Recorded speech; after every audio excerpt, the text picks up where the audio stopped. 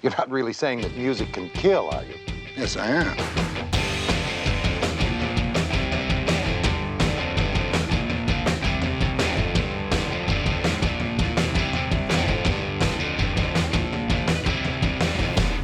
Music can be a very powerful thing.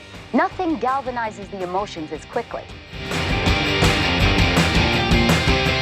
It seemed like most of the world was pretty happy when the news of the engagement came out, whatever it was, last week, 2 weeks ago. I'm assuming your joy was, uh, I don't know how many times the normal person because of the fact that you have a book about her coming out very, very soon. Let's say 13 times. Okay, fair, perfect. Perfect. No, it's Um, very much core, it'll be burned into my memory. Where was I when I heard that they got engaged in the um, cafeteria? of That's course. where. And I was on a That's call with a baseball team we have a marketing partnership with, and audibly gasped. And my boss said I quote unquote looked like I'd been shot. And he was like, "Oh my God, what happened?" And I was like, don't worry about it. We'll talk about it later. Case, you were So, in a cafeteria? That is so high school. I right. Yeah. stop it. Oh, come Boo. on. Come on. Boo. Um, so how did the book goes through every album and examines her growth as a songwriter. Can you talk a little bit about that? Because it's really fascinating to see somebody who started as young as she did to kind of grow with an audience over time and as a songwriter mature as well. Absolutely. So it you're right, it goes album by album. And the three of us, myself, Kase, Moira, and our wonderful third co-author, Joanna Weiss, we divvied up the albums, which I think is, and so each of us wrote about a handful of her now, well, in impending 12 albums. And I think that it lends a really interesting dimension to it because you're not just hearing my own, like if it was just me writing all of them, it's like, oh, what does Case think of this evolution? I mean, the three of us have disagreed on takes of albums and what it means and everything. So what we aim to do in these essays was look at what was going on in her life, in the world. How did she release it? How did her craft evolve, not only in musicianship and lyricism, songwriting, and presentation, but also the way that she markets, the way that she tours, how available is she to the fans? What are we thinking of her in those interactions? So it was really, really fun and rewarding and scratched my brain in a very nice place to hear my fellow authors' thoughts that, it would be like, oh, I didn't even think of that, or by divvying them up. And for the Taylor's version albums, we got together and discussed the changes, why they may or may not have been made, what was different, the context, all of that. So in the Taylor's version chapters, you'll hear textually all three of our voices talking about those. Was there anything in particular that stood out as the one that was the most, not necessarily like controversial, but the one that was the most arguably the one that was most arguable that you all just really disagreed the most on or just had different takes on? Such a great question. And I'm thinking about when we were doing the Taylor versions conversations specifically, because those we're all massive Taylor fans and also I think really engaged cultural, not like critic, I wouldn't call myself a cultural critic, for people who are really thinking about kind of every dimension of the landscape where this music is happening, as Case was saying. And those conversations then, I think, somewhat predictably spiraled from the album we were talking about to Taylor's whole career and the moment we are having now. And I think an interesting dimension is that there's kind of a generational divide amongst us. So Case and I are think probably what, like 4 years apart, like relatively similar. And Joanna is older than us and actually came to Taylor fandom via her daughter. So I think we've all had really different personal backgrounds approaching Taylor's music and then different professional backgrounds that I think has fed into that. And that being said, I think there's similar lines of thought enough on all of the albums, but I think the one that we had the most, I would say the widest variety of opinions on, I think, is Tortured Poets. And that was in tandem with a conversation about 1989. That was also the last in conversation with Roundtable that we recorded. So we had a lot of time to percolate on all of Taylor's music, all of our opinions. And I don't know how Showgirl is going to impact this, but at the time, and I think still now, Tortured Poets really feels kind of like this culmination of what Taylor's career specifically thematically has been leading to. So obviously, I think all of your opinions on the road of the last 10 formal albums, however many Taylor's versions, I think really dovetails into that and kind of figuring out what is Taylor really saying now. And I think obviously there's a lot of differing opinions on that. Case, correct me if you think that's different, but that's what I'm remembering. No, I totally agree, and that's a good point. The three of us are we're the three bears, and and Taylor, whether she knows it or not, she does not, is our Goldilocks. Just in terms of age, location, fandom, status. So it was so great to have those contrasting experiences collide in our discussions. So, how did the two of you first come to her work? What for you was the one that you went to? Moira, do you want to start? Sure. I was really fortunate that I was 13 years old when Taylor Swift's debut album came out, and and I wrote about debut, so that felt apt for me. But I was a voracious music downloader as a tween and teenager, did a lot of LimeWire, did pay for a lot of music, including Taylor's first album, which has felt like a boon to me because my Apple Music library synced. So I still have the homophobic version of Picture to Burn to listen to if I ever feel so inclined. But I But also you can downloaded tolerate it? excuse me? You can You say I tolerate can it? tolerate it? Yeah, Thank you for that, Ruth. Explain. Explain. just go. Just go. Moira, Um, I like how you threw that in right after admitting to your life of crime there.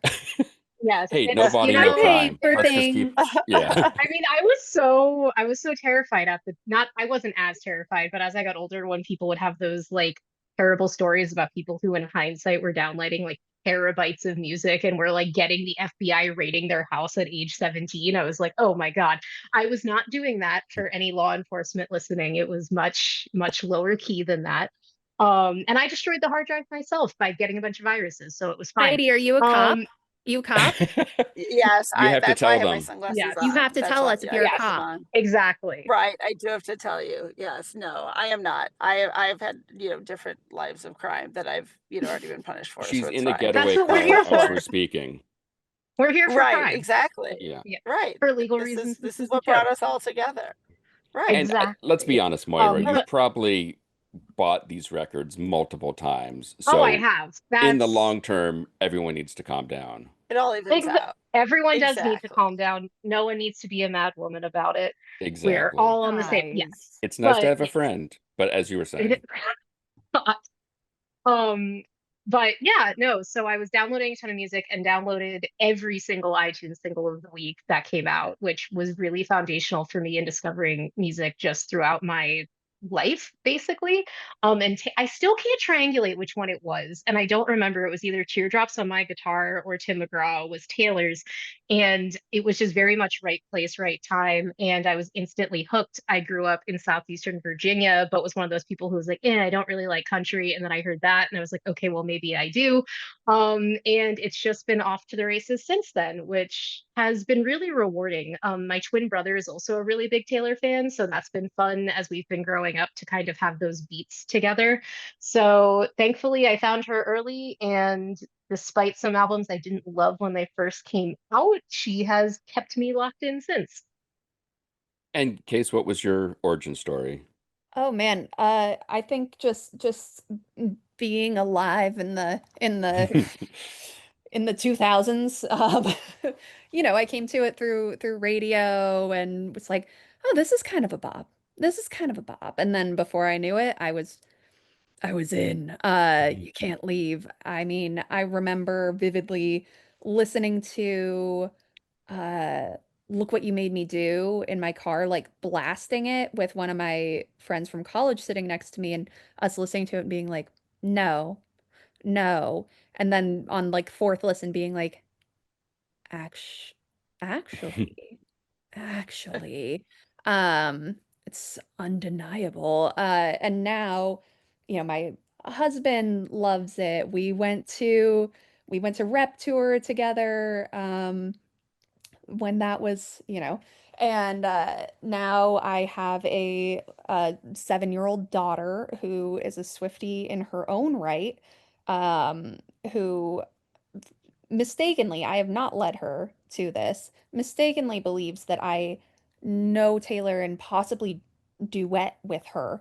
I'm like, no, I don't. Amazing. Um, but so it's truly a multi-generational family affair, but I can also go back to like I went to the Eras tour with some college friends and just hearing 22 and looking at them and being like, oh my God, we were 22 together, and it's pretty amazing how it's woven through so many years and generations like this.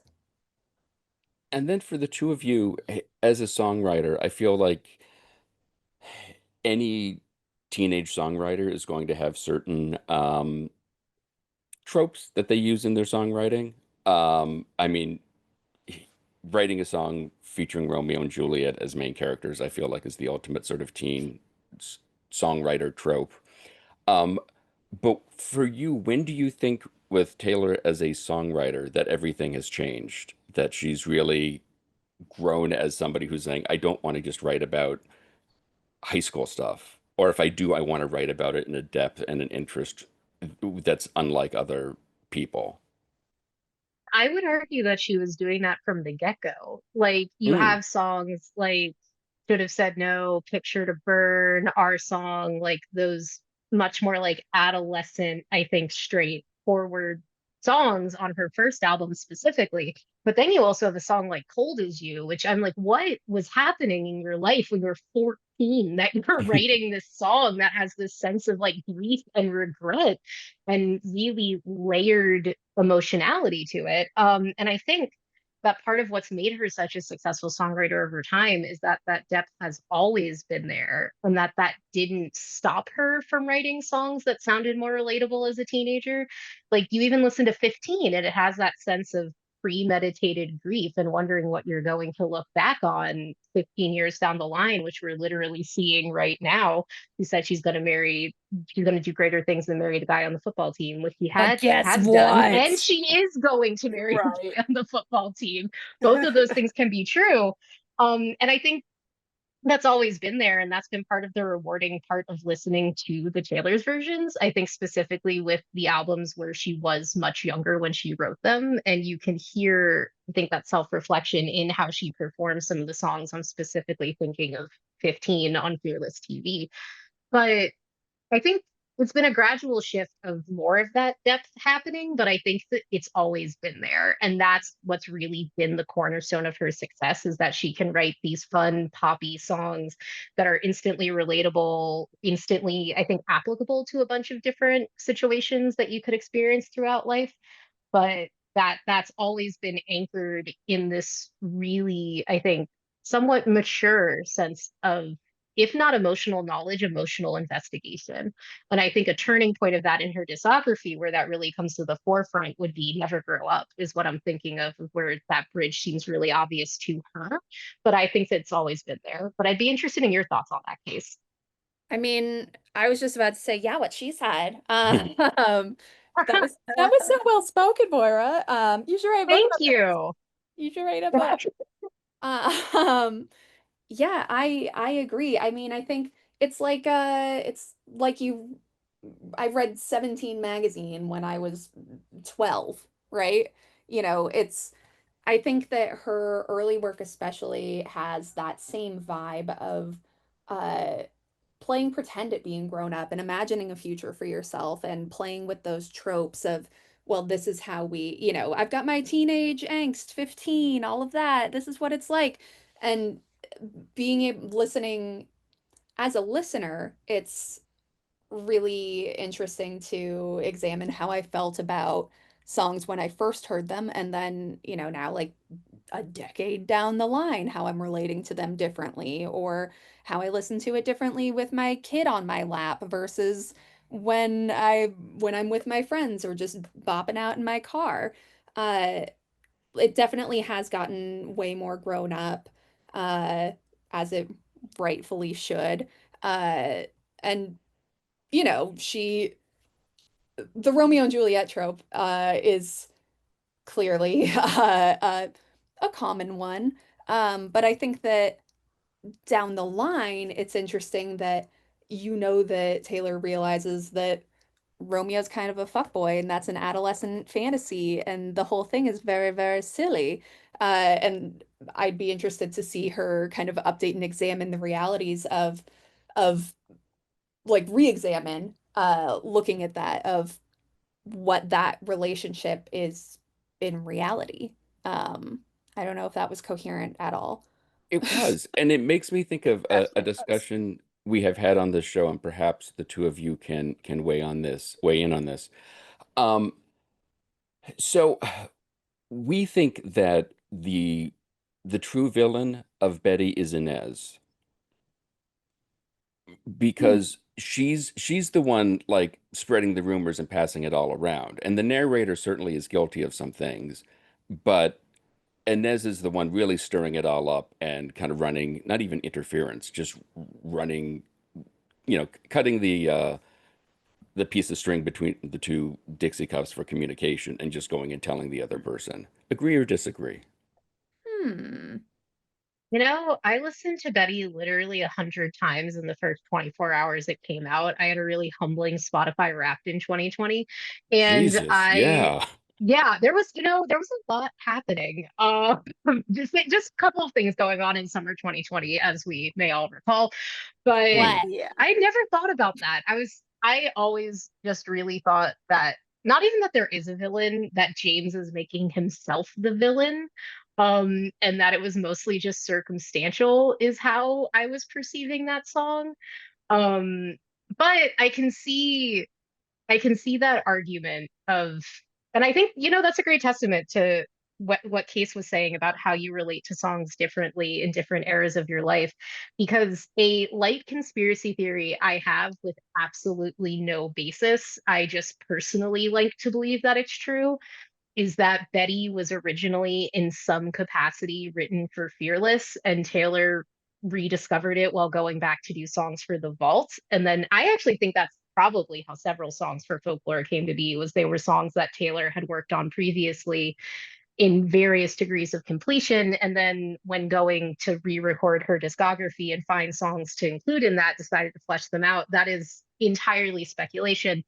All of that to say is that if that song had existed in the Fearless era when I was in high school, I definitely think I would have been like, this is the person who is causing the problem. And it's this person who's going around and just being really messy. Whereas now I'm just like, I don't know, being 17 is hard and everyone's kind of dumb. Listen, So as a that's journalist, interesting.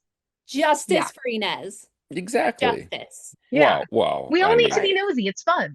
Well, gossip and the free flow of information. I know that they're slandering Inez, saying you can't believe a word she says most, but justice for Inez. What do you think made it got James to roll in and say and speak his truth, right? at the party, sure, okay. Yeah. Yeah. You know, Well, James is having a reckoning courtesy of Inez. I'm just saying I she will, stirred it up and made things happen. yeah. Well, I will I listen agree, to it. Case. I will Thank listen to it, maybe not 100 times, and I will hope for an epiphany. it's so our Uh, era's like, it's my party slash Judy's turn to cry.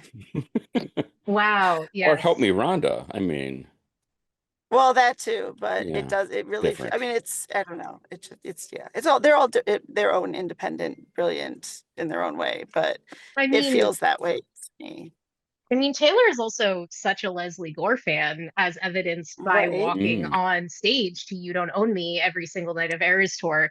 So I Which, don't think it's out of the realm of possibility that Betty was influenced by It's My Party. Also, she manifested yeah. the hell out of And I that, walking mean, on to You Don't Know Me, then buying back her masters. What That's is true. I up? mean, Yeah, there's nothing better than that, by the way. And You Don't Know Me is one of the greatest songs of all time. So it is. And now I have Pavlovian conditioning that whenever I hear it, I'm like, ah, she's about to come on. And I'm like at my office in Sorry. tears. Sorry about that. Oh yeah, it's your fault that I was fortunate enough to go to the Eras tour multiple times and get excited about the concept of Taylor Swift. So, So the other interesting thing that I noticed, I guess we can kind of shift to the new record, but the fact that she has done all of this retrospective looking back, redoing the records. Do you think she's going to continue doing that? Or I mean, I've heard my youngest is convinced Reputation that she's not going to touch that because you can't really change much of it.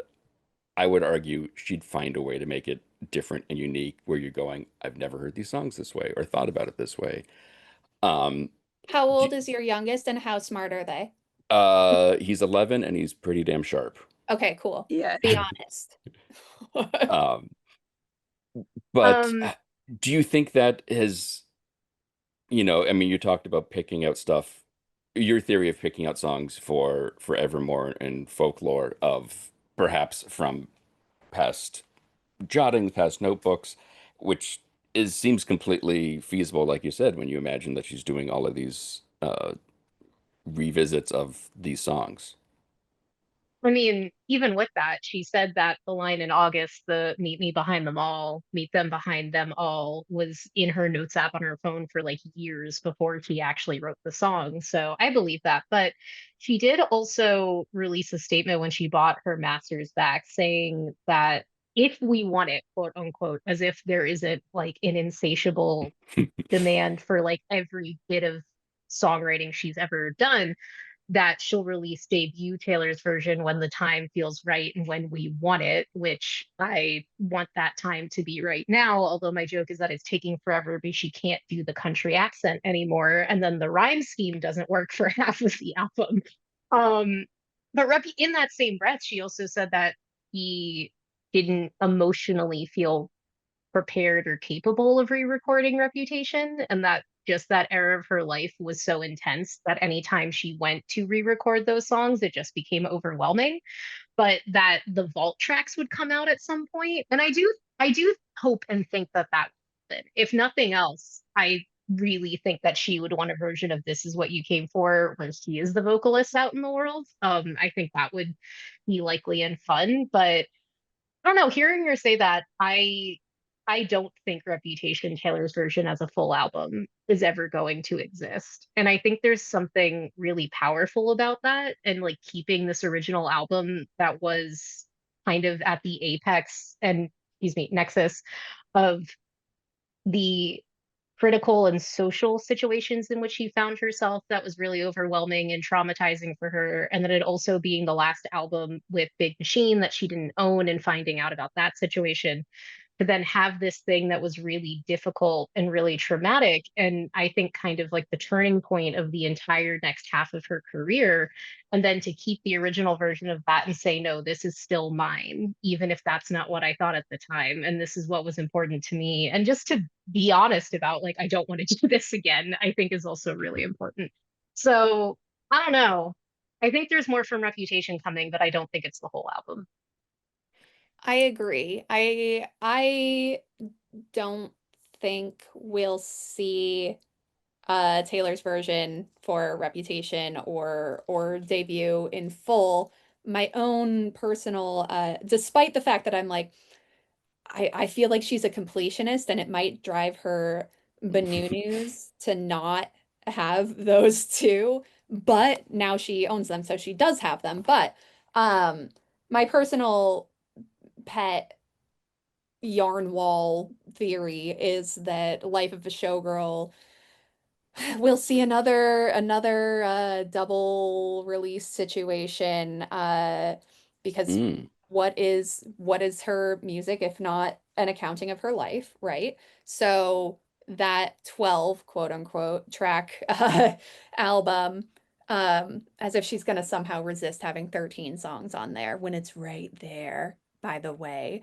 I think that in the vision of the world that I have painted, there will be a brief intermission, and then we'll get a collection of songs that are like the rep vault tracks and maybe some very early debut vault tracks, something like that, as like a backstage kind of look.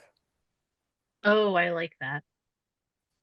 You've both talked about uh, the, her growth as a songwriter, but then also sort of from the marketing side of things, it's pretty brilliant, all of it. I mean, the idea of doing Yeah. Taylor's version at first blush seems completely asinine and to my mind made zero sense. And then it all comes out. I'm like, well, I guess I'm wrong. But part of all of her stuff is this intense, the fact that throughout this conversation, these screwball, almost JFK assassination sounding theories. And I mean, Case, you just mentioned Red String. I mean, this idea that she hides all of this stuff in her work in all different forms, visual, the music itself, all forms of media. How much of that do you think is part of the consideration as she's putting this stuff together? And how much of that just helped fuel the fans because there is something you can just keep going back to other than trying to figure out Inez's motivations? Girl, we're out here learning semaphore language and Morse Exactly. code and like it's just so much Right. fun. And I've obviously she thrives on that and she fuels it by occasionally being like, yes, didn't you see that? Sneaky, sneaky, ha ha ha.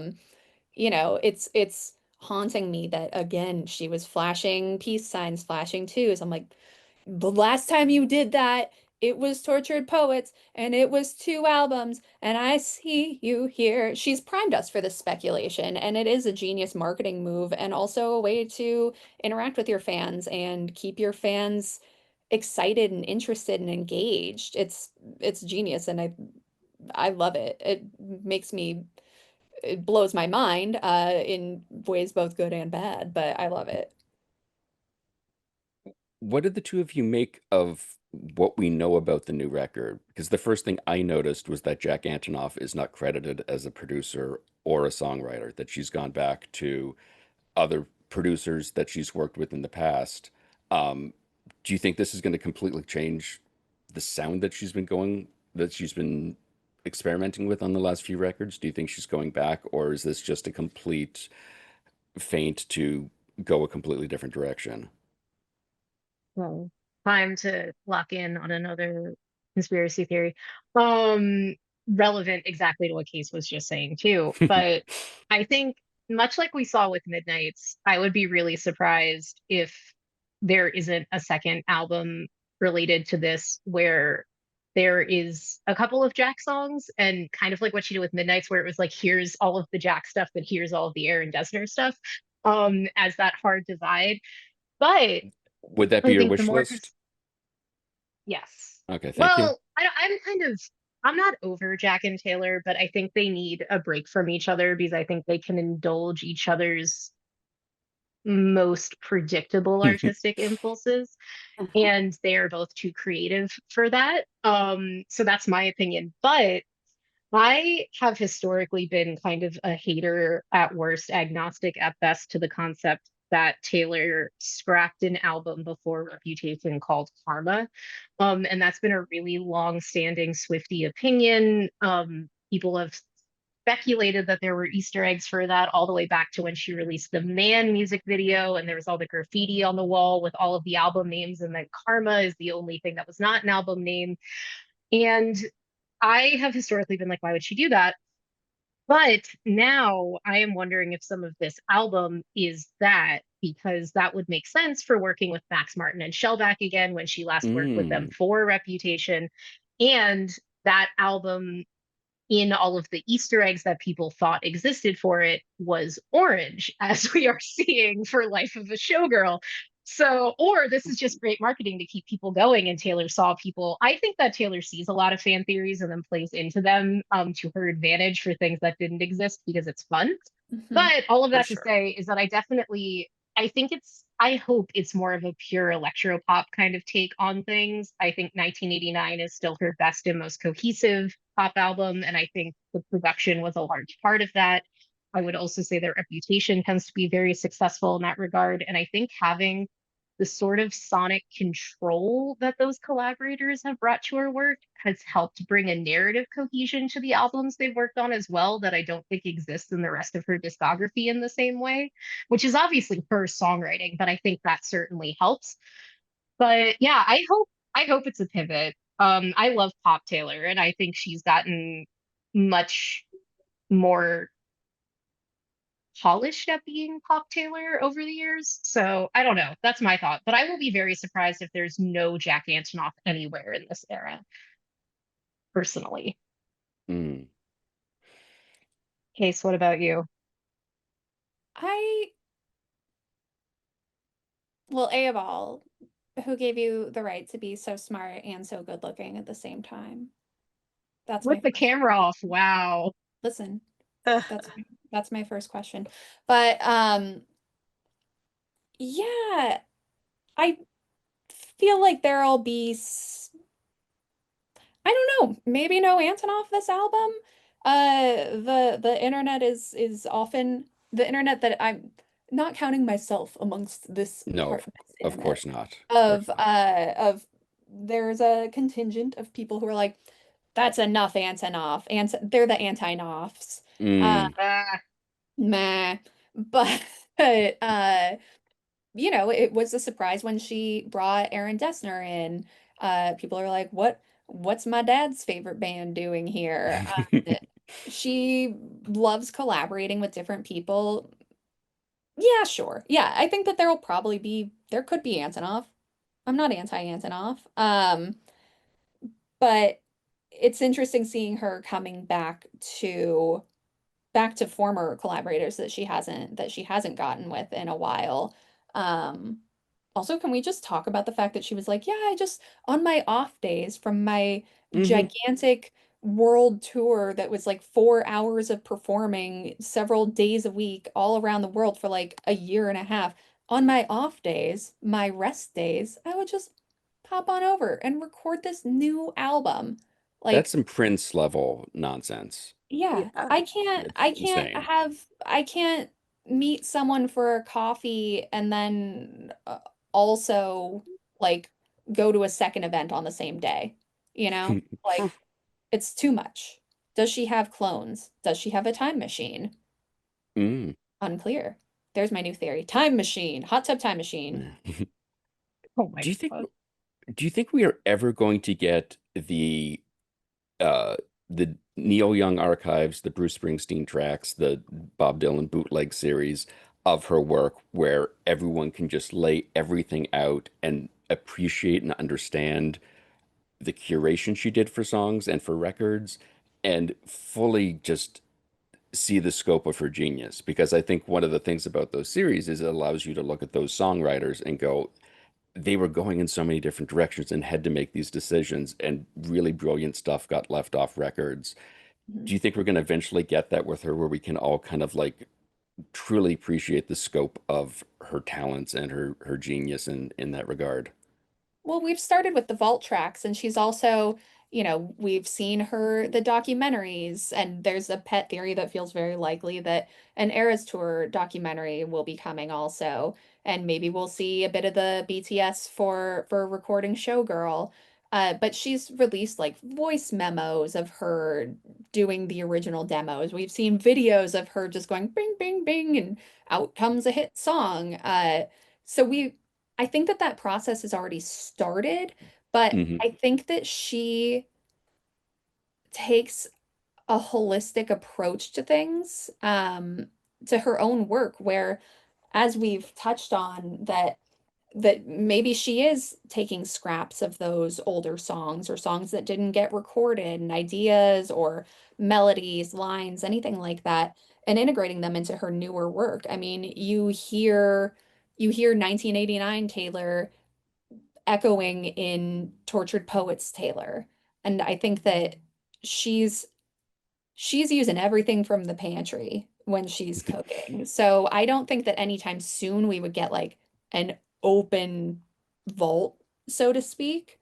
But I think that it's dribbling out in different ways, whether vault tracks or being integrated into her new stuff. Like All Too Well, the evolution of All Too Well into All Too Well 10-minute version. Hmm. The genesis of how that came to be is mysterious and fascinating, right?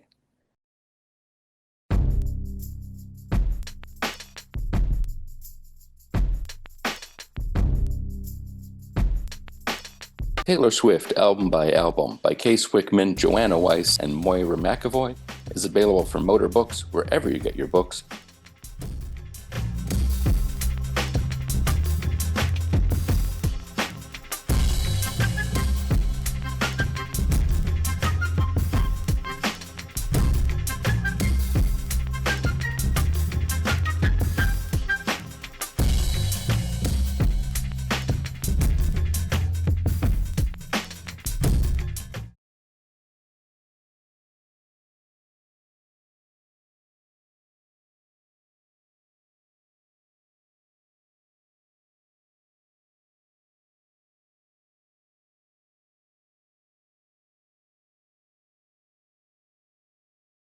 Nigel, is that you?